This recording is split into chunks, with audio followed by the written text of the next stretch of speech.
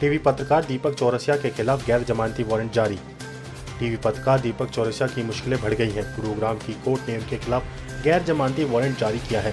दीपक चौरसिया पर आरोप है कि उन्होंने नाबालिग बच्ची का वीडियो ऑन एयर किया था। दीपक चौरसिया के वकील ने कोर्ट में योगी सरकार के शीर्ष अधिकारियों का एक पत्र भी पेश किया, लेकिन इस गोपनीय पत्र पर कोर्ट ने कहा कि यह दीपक चौरसिया को संबोधित करते हुए नहीं है। रोक के बाद भी भारी वाहनों का नहीं किया राजधानी में प्रवेश प्रतिबंधित। राजधानी में भारी वाहनों के प्रवेश वर्जित होने के बाद भी बांद्रा और गोसाईगंज से छोड़े गए भारी वाहनों से मोहनलालगंज में लगा भीषण जाम। स्कूली बच्चों और एम्बुलेंस समेत अपने गंतव्य को जाने वाले हजारों लोग जाम में फंसे। दक्षिण जोन के बंद्रा और गोसाईगंज की पुलिस बनी लापरवाह। रोक के बाद भी भारी वाहनों का नहीं किया राजधानी में प्रवेश प्रतिबंधित।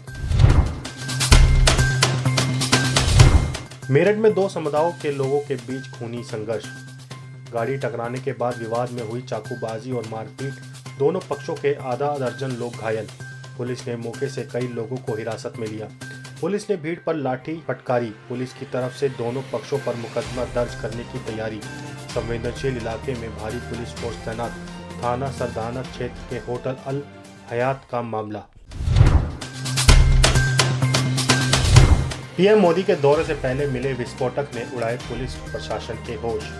12 फरवरी को प्रधानमंत्री नरेंद्र मोदी राजस्थान के दौसा जिले के दौरे पर आने से पहले दौसा में 1000 किलो विस्फोटक बरामद होने से मचा हड़कंप। यहाँ सफेद बोरियों में 1000 किलो विस्फोटक हुआ बरामद। इतना ज्यादा विस्फोटक से किसी भी शहर को धमाके करके डलाया जा सकता है। इतने बड़े विस्फोटक की इस खेप को राजस्थान के दौसा पुलिस ने पकड़ा है।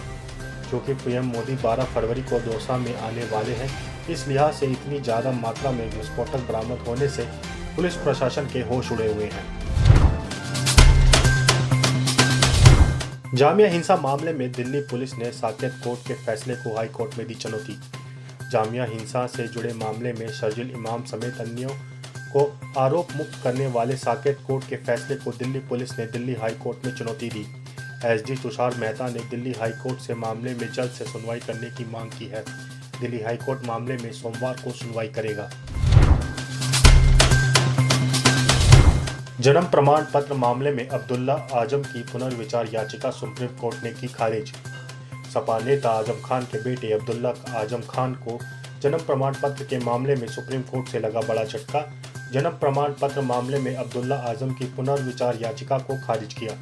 सुप्रीम कोर्ट ने पुनर्विचार याचिका को खारिज करते हुए कहा, अपने आदेश में बदलाव करने के लिए याचिका में कोई नया आधार नहीं है। एयरपोर्ट गोल चौराहे पर लक्ष्मण जी की मूर्ति का किया गया अनावरण। लखनऊ का नाम पहले लक्ष्मणपुर था।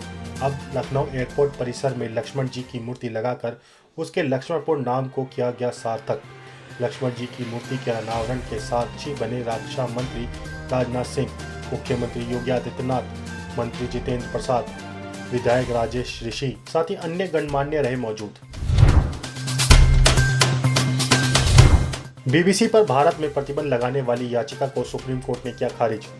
सुप्रीम कोर्ट के जस्टिस संजीव खन्ना और एमएम सुंदरेश की पीठ ने हिंदू सेना के अध्यक्ष विष्णु गुप्ता और एक किसान वीरेंद्र कुमार सिंह द्वारा बीबीसी को भारत में पूर्ण रूप से प्रतिबंधित करने की मांग करने वाली याचिका पर सुनवाई करते हुए पीठ ने कहा, रिट याचिका पूरी तरह से गलत है और इसमें कोई दम नहीं है, इसलिए हम इसे खारिज कर रहे हैं।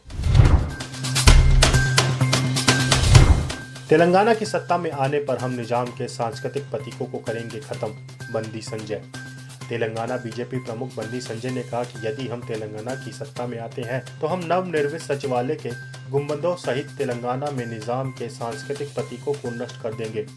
हम उपयुक्त बदलाव करेंगे जो भारतीय और तेलंगाना संस्कृति को दर्शाते हों। जम्मू कश्मीर के सलाल हिमाना इलाके में मिला लिथियम का भंडार। जियोलॉजिकल सर्वे ऑफ इंडिया के मुताबिक जम्मू कश्मीर के सलाल इलाके में 5.9 लाख टन लिथियम का रिजर्व मिला है, जो ट्रांसपोर्ट इंडस्ट्री को एक नई ऊंचाई पर पहुंचा देगा। लिथियम नॉन फेरस मेटल है और इसका इस्तेमाल इलेक्ट्रॉनिक गाड़ियों की बैटरी में किया जाता है। देश में कुल 51 ब्लॉक मिले हैं। इनमें से 5 ब्लॉक में लिथियम, गोल्ड, पोटाश से जुड़े हुए हैं। 2018-19 से लेकर आज तक की तारीख में इन ब्लॉक को खोजा गया है। उड़न परी पीटी उषा ने गुरुवार को संभाली राज्यसभा के सभापति की कुर्सी। एथलीट पीटी उषा ने गुरुवार को सभापति और उपाध्यक्ष जगदीप धनखड़ की अनुपस्थिति में राज्यसभा की कार्यवाही की अध्यक्षता की। पीटी उषा ने अपने आधिकारिक ट्विटर हैंडल पर उस पल की एक छोटी क्लिप भी पोस्ट करते हुए लिखा कि उस समय वह क्या महसूस कर रही थी। महान शक्ति में बड़ी जिम्मेदारी शामिल होती है। जैसा कि फ्रैंकलिन डी रोजवेल्ट ने कहा था, जब मैंने राज्यसभा सत्र की अध्यक्षता की तो मैंने महसूस किया। तुर्की में दिल दहलाने वाले दृश्यों के बीच भारतीय सेना सेवा में तत्पर। शक्तिशाली भूकंप के झटके ने तुर्की और सीरिया को पूरी तरह से बर्बाद कर दिया है। हजारों जानें काल के गाल में समा गईं। कई शहर खंडर में तब्दील हो गए हैं। किसी के पिता तो किसी की मां का साया उठ गया। कई माओं के आंचल सूने हो गए तो वही किसी का पूरा परिवार ही मलबे में समा गया। शवों को निकालने का सिलसिला अभी भी जारी है। वहीं भारतीय सेना तत्परता से हताहतों की सेवा में जुटी हुई है। भारतीय सेना की विशेष पलटन की हो रही है तारीफ। पीएम मोदी ने वंदे भारत ट्रेन को हरी झंडी दिखाकर किया रवाना। प्रधानमंत्री नरेंद्र मोदी ने शुक्रवार को मुंबई सोलापुर और मुंबई शिरडी वंदे भारत ट्रेन को हरी झंडी दिखाकर किया रवाना। मुंबई से चलने वाली वंदे भारत एक्सप्रेस ट्रेन की संख्या बढ़कर अब 3 हो गई है और देश में इनकी कुल संख्या 10 हो गई है। प्रधानमंत्री नरेंद्र मोदी ने बहुप्रतीक्षित ग्लोबल इन्वेस्टर समिट का किया उद्घाटन। प्रधानमंत्री मोदी ने लखनऊ के वृंदावन योजना क्षेत्र में बहुप्रतीक्षित ग्लोबल इन्वेस्टर समिट स्थल का किया उद्घाटन। इस मौके पर रक्षा मंत्री राजनाथ सिंह, यूपी के राज्यपाल आनंदीबेन पटेल और यूपी के सीएम योगी आदित्यनाथ, साथ में यूपी के दोनों डिप्टी सीएम केशव प्रसाद मौर्य एवं ब्रिजेश पाठक भी रहे मौजूद। यूपी इन्वेस्टर समिट के उद्घाटन के अवसर पर अंबानी, बिरला व महिंद्रा जैसे बड़े कारोबारी भी रहे मौजूद। केंद्रीय गृह मंत्री अमित शाह का रोड शो केंद्रीय गृह मंत्री अमित शाह का रोड शो सुरक्षा कारणों से किया गया रद्द। सांप्रदायिक रूप से संवेदनशील कर्नाटक के दक्षिण कन्नड़ जिले में केंद्रीय गृह मंत्री द्वारा शनिवार को किए जाने वाला रोड शो सुरक्षा कारणों से रद्द कर दिया गया है। शाह केरल से शनिवार सुबह कर्नाटक पहुंचेंगे, विभिन्न कार्यक्रमों में भाग लेंगे और पुंतूर शहर में एक जनसभा को संबोधित करेंगे। अमित शाह की जिले की यात्रा के दौरान उनकी सुरक्षा के लिए लगभग 3500 पुलिसकर्मियों को तैनात किया गया है। फ्रांसीसी मैगजीन शार्ली हेब्दो के नजरिए की पूरी दुनिया में हो रही है आलोचना।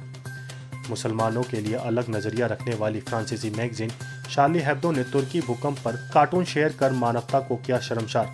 तुर्की भूकंप में मारे गए 17,000 लोगों का शार्ली हेब्दो मैगजीन में उड़ाया गया मजाक। लाखों लोगों के जख्मों पर नमक छिड़कते हुए मैगजीन ने जो जहर उगला है उस पर दुनिया में थू-थू हो रही है। मैगजीन ने ऐसे समय में ऐसी हरकत की है जब खुद फ्रांस भी मदद के लिए आगे आ चुका है। शार्ली हेब्दो ने ट्वीट कर लिखा था, तुर्की में भूकंप टैंक भेजने की जरूरत ही नहीं। सोशल मीडिया पर लोग इसकी कड़ी आलोचना कर रहे हैं। बाइडेन के बयान से तिल मिलाया चीन। अमेरिका और चीन के बीच तनाव कम होने की बजाय और बढ़ता जा रहा है। जब अमेरिकी प्रेसिडेंट जो बाइडेन ने चीन को सलाह देते हुए बयान जारी किया, बाइडेन ने कहा अगर चीन अमेरिका की संप्रभुता में दखल देने की कोशिश करेगा तो अमेरिका अपनी कार्रवाई से पीछे नहीं हटेगा। जिल बाइडेन को किस करते हुए कमला हैरिस के पति का वीडियो हुआ वायरल। अमेरिका की उपराष्ट्रपति कमला हैरिस के पति डॉग एमहाल्फ का एक वीडियो इन दिनों सोशल मीडिया पर वायरल हो रहा है, परंतु कमला हैरिस ने सोशल मीडिया पर यह बयान दिया कि उन्होंने यह वीडियो नहीं देखा है जिसमें उनके पति एक दूसरी महिला के साथ किस करते हुए नजर आ रहे हैं। दरअसल वह दूसरी महिला कोई और नहीं बल्कि अमेरिका के राष्ट्रपति जो बाइडेन की पत्नी जिल बाइडेन है।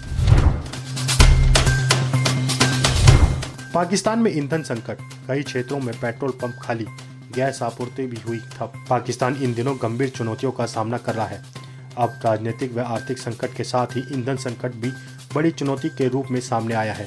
देश के बड़े हिस्सों में पेट्रोल पंप खाली हो चुके हैं और गैस की आपूर्ति भी ठप हो गई है। आप इस खबर के बारे में क्या सोचते हैं, हमें कमेंट सेक्शन में बताएं। साथ ही ब्रह्मास्त्र न्यूज को सब्सक्राइब और शेयर भी जरूर करें।